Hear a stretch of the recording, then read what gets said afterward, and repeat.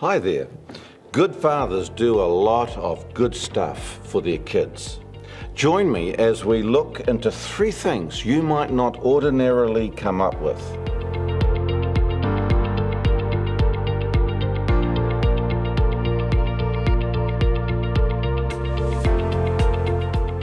Often it was just like, why God, why? So I used to drive around and just talk to God, like yell at him, scream, curse, whatever, cry, and just be going, why is this, why am I doing this? And yet I would get up in the morning and do it again. Hi, welcome. I'm Alan Vink. It's just so good to have you join us today as we do this special Father's Day edition, the second part of a 2-part series entitled Fathers Who Step Up. Last week we had a quick look at what it means to be a good father, and we considered God, who is a very good father, and the challenge was to how can we emulate him, how can we take the characteristics of a perfect father and translate those into our fathering responsibilities in this day and age. We looked at the difference between caring for children and raising children, and you can find that talk on our website. Today I want to talk about 3 things fathers do who step up. Look, there's a load of things we could talk about at these for this kind of topic, but I want to look at 3 things that fathers do who step up. The first is this. Let's leap right into this. The first thing is they provide protection. Now that's maybe, you would have probably guessed that would have to be said. They provide protection. The father who steps up says to himself, as a kind of like a fathering vision statement, I will keep you safe at all times. He says, he may not say that in words to his children, but he says, I will keep you safe at all times. And when he says that, of course he means physically. In other words, he's going to put another lock on the door and another lock on the fence. He's going to make sure the kids can't get out on the street or get lost in the playground and stranger danger and all of that. All good fathers and, of course, good mothers will do that. So it means physically. But actually, to protect your children, to provide protection also means way more than physical protection. In fact, my experience would say that physical protection may be the easier of the other kinds of protection that are actually very important and actually very challenging these days, particularly with the advent of the internet and the multiple screens and gadgets that we have and that children access freely these days. So when we talk about providing protection, we're talking about providing protection physically, but also mentally, emotionally, the state of the child's soul, if you wish, socially, relationally. These are all areas that a father who steps up will be focused on to look and provide protection. God actually, it's interesting, this idea, and very quickly, I'd like to talk about this again at another time, but God came up with a great idea, no surprises, of how to protect his children, us, we who are in his family. He came up with a fabulous idea. It's actually recorded in the 2nd book of the Bible, way back a bit over 4,000 years ago. It's called the 10 Commandments. You know them. Or you know some of them. Basically what the 10 Commandments are, let me illustrate, is that he's saying here, look, here are 10 things that you should not do. They are, do not do this, do not covet, do not steal, do not commit adultery, do not, all those do not. And essentially what they are is they are a fence. He's just building a fence for us. And he's saying, look, don't go outside this fence. You can play here. So just imagine this top here, this tabletop. The fence is around the outside. It's a big fence, and it's really to protect us physically, morally, socially, and every other way, spiritually. Don't go over the fence. Don't climb the fence. Don't go on the other side of the fence. Play here and enjoy yourself. Have a great life, but don't mess with the fence. That's what God did to protect us. To protect us even against ourselves. Our own natural inclinations are to get over the fence, to do the bad stuff of coveting and committing adultery and stealing and lying, He's saying that'll end up with misery. So here's the fence, stay within the fence. God did that. Fathers who step up will do the same. The second thing a father who steps up will do is that he'll be attentive.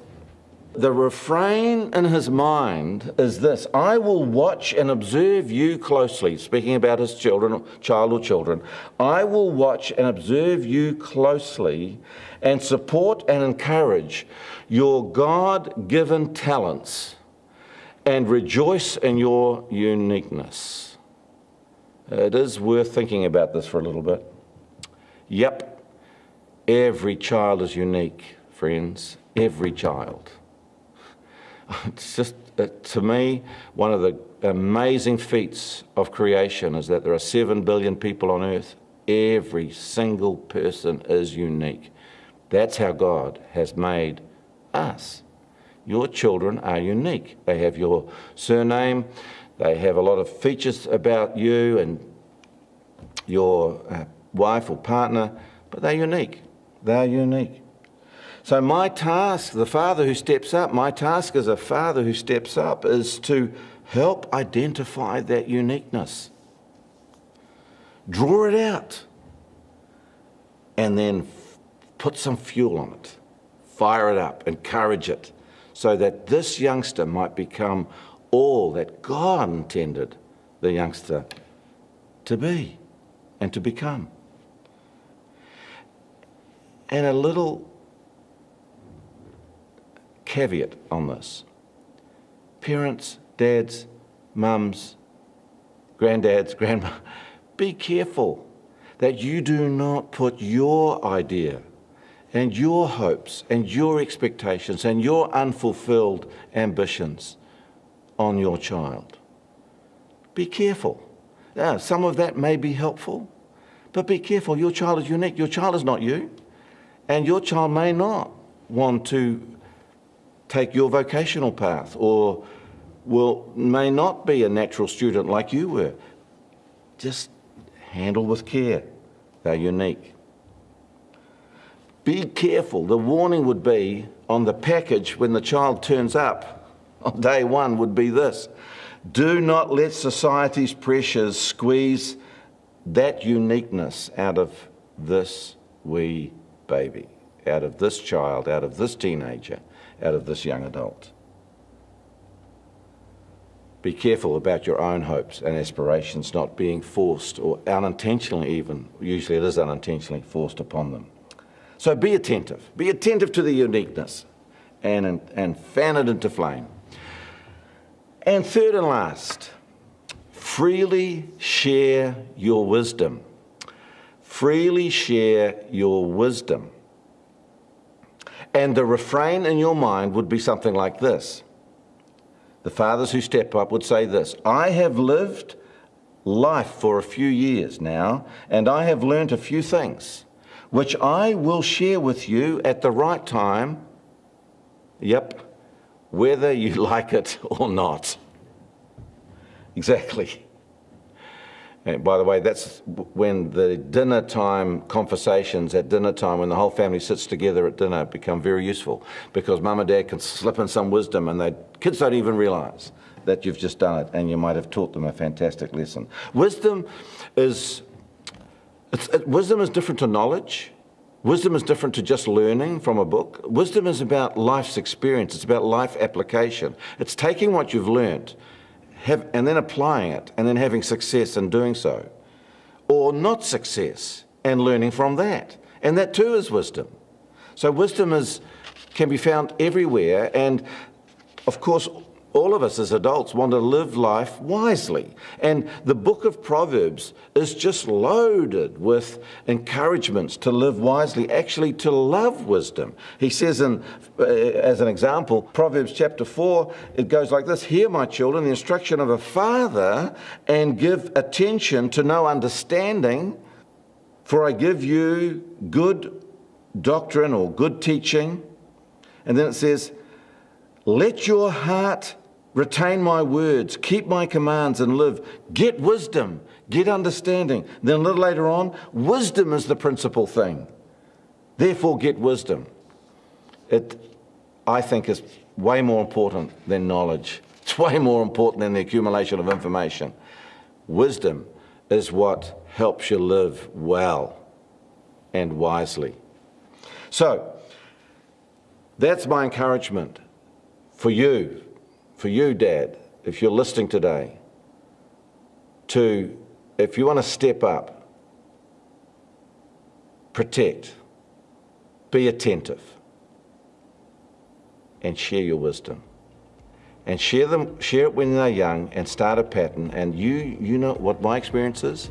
You start young enough, and you make it a pattern.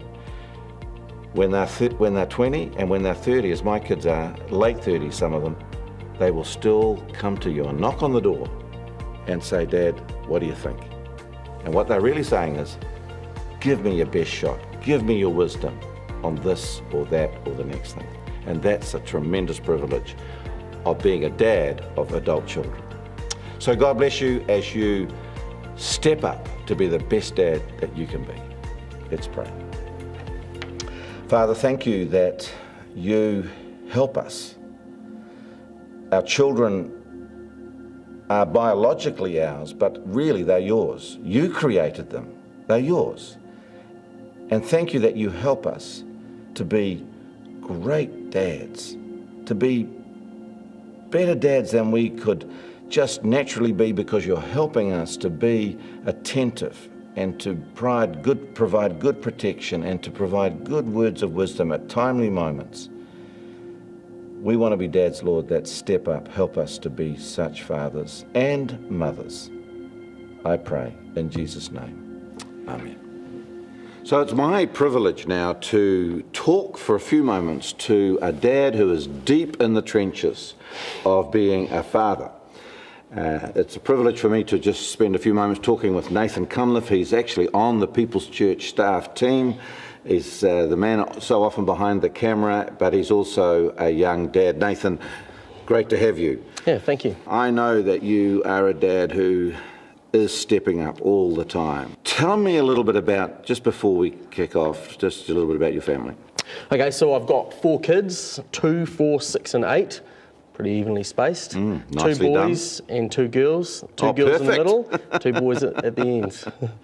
Good, and Catherine is the mum of these children, and your wife. Yeah, and I've got to say, you know, as a dad, I think, I don't know how solo mums do it. My wife just is legendary, and I know there's been a lot of times where I haven't been around, and I think that's the case for a lot of dads, but I've realised that, you know, as a dad, I have to choose to step up. It's so easy just to let mums do everything. Good point. Yeah, So, and because it's fortunate that in your case, Catherine is able to be a mum at home and will need to be with that little muster of children. Yeah.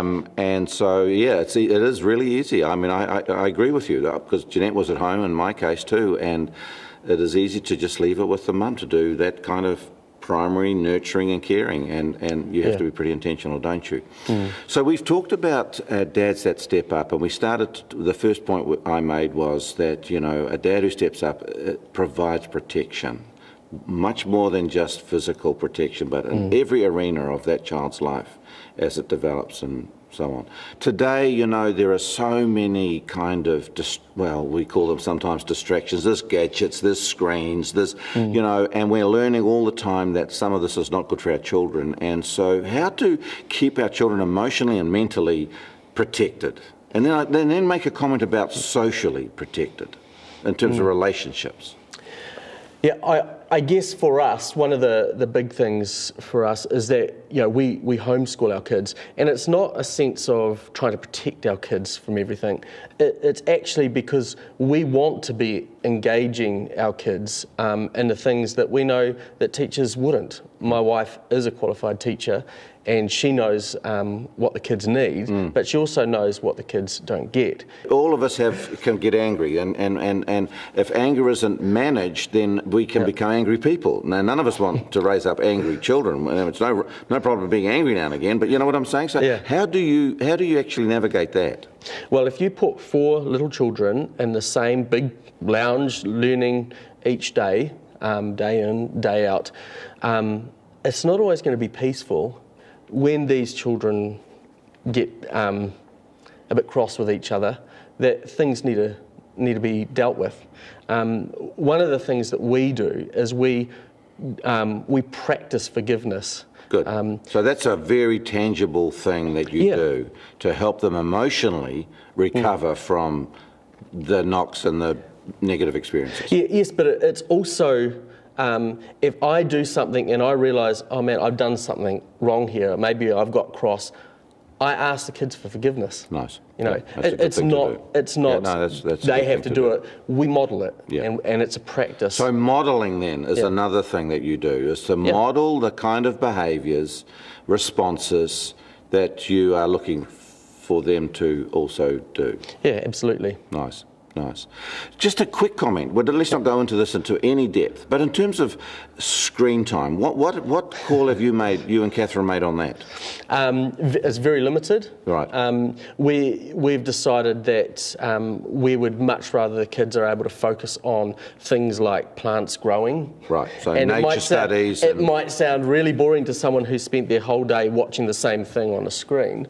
But for us, and that's just an example, you know, we also have a bunch of pets that we look after as well. We'd much rather have tangible stuff that we can hold in our hands, that we can look at, that we can experiment with.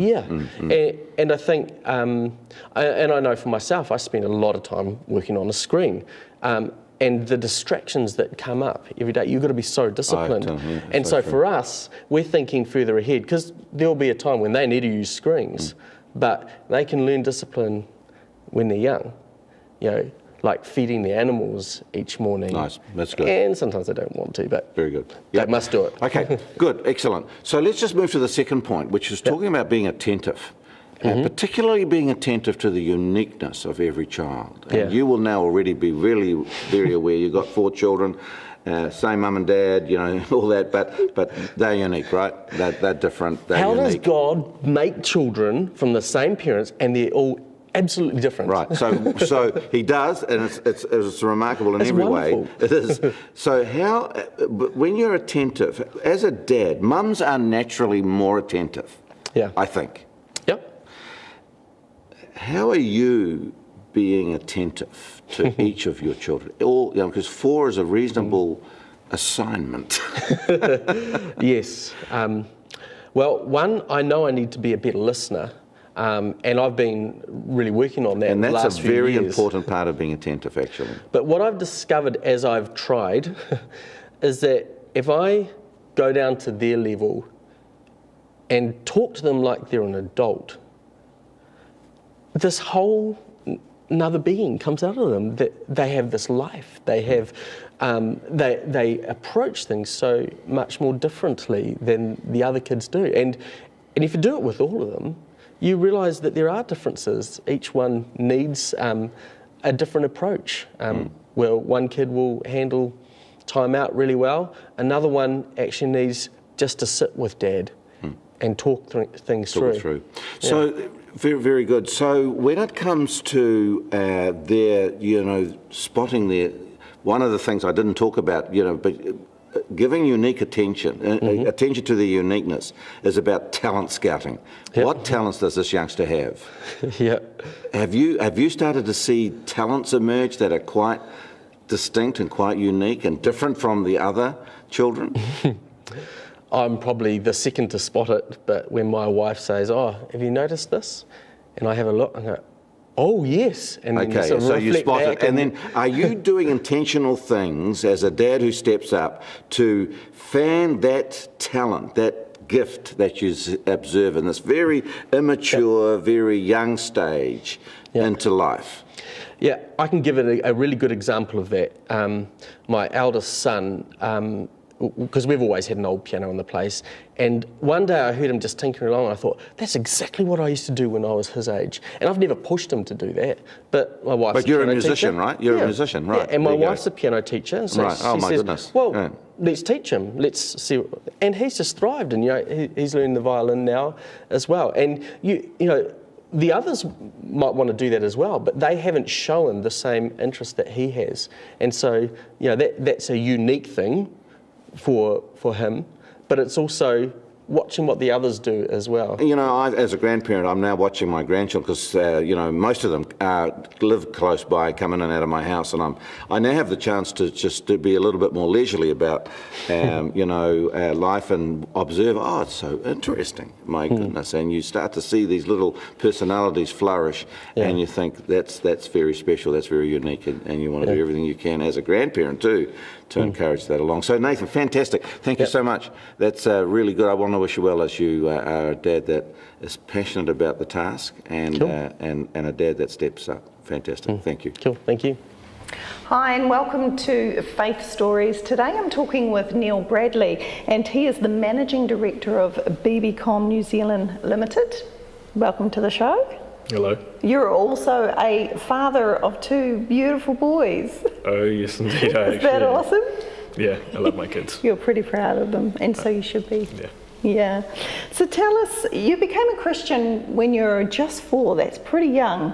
What did Jesus mean to you at that particular time that made you decide, I want to ask Jesus into my heart?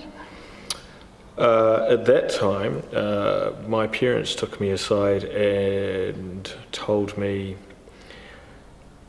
that that I was sinful, the world was broken, there was a heaven and there was a hell, and when I died I would be going to heaven or hell depending on the choice I was given. It wasn't a scare tactic, but when I listened to them talk about it, it just clicked for me. It was like, yeah, this kind of makes sense. You know, when I was understood what it meant to be sinful, and yeah, that's kind of just what made the choice. It was like, well, of course I want to go to heaven, but you know, and that was probably the driving factor when I was younger, and that sort of changed as I've grown older. Yeah, so tell us a little bit about how your relationship with Jesus has grown and developed throughout your journey. As I've grown older, I've become more aware of my sin, my sinful fallen state, the grace that's been given to me. I went to theological college in my late 20s, and that was a real time of personal growth. I went there for personal growth reasons, and I grew. That's good. And well, it is, isn't it? But the whole thing, it comes down to me is hope. I think Jesus is hope in a world that needs hope. Absolutely. So, and this world really does need hope. You mentioned to me too earlier, a few days ago, that your journey has been one step in front of another.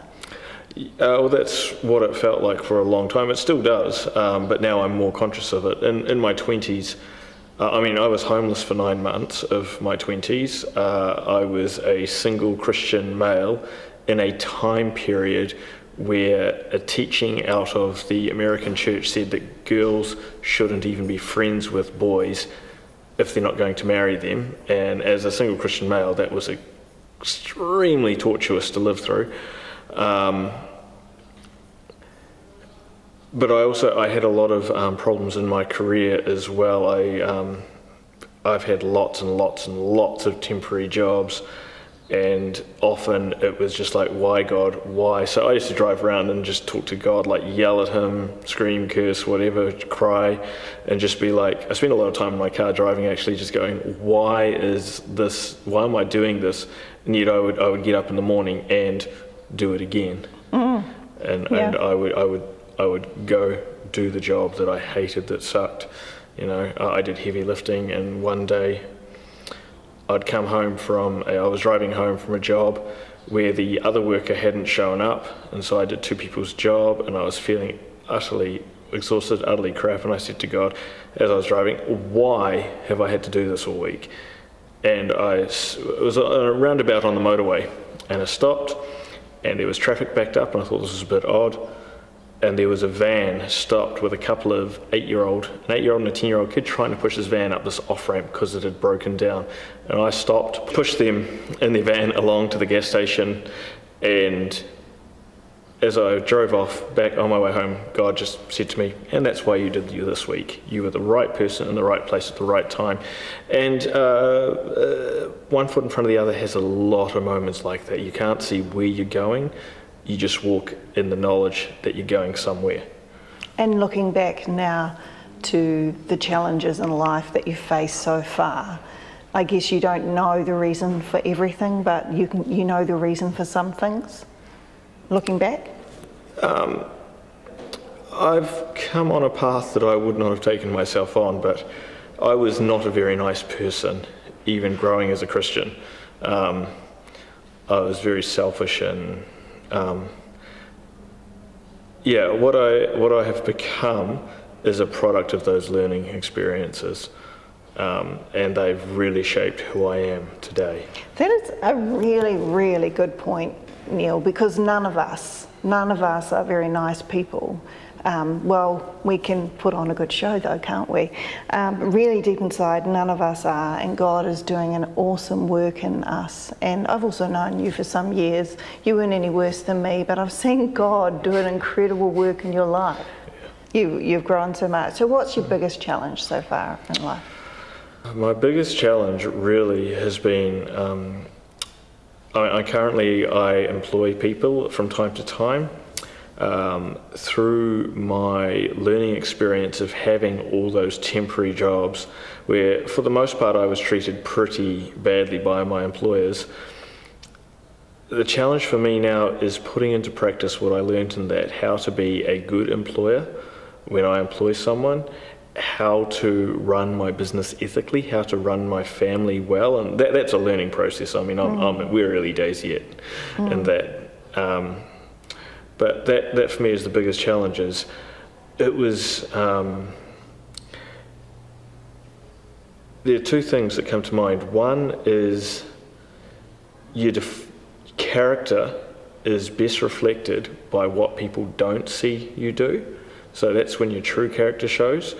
And the other thing is how we react to the situations we've faced is what is most important rather than the actual situation itself. Very good.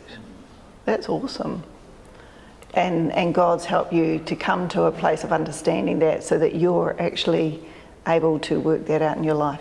Yeah.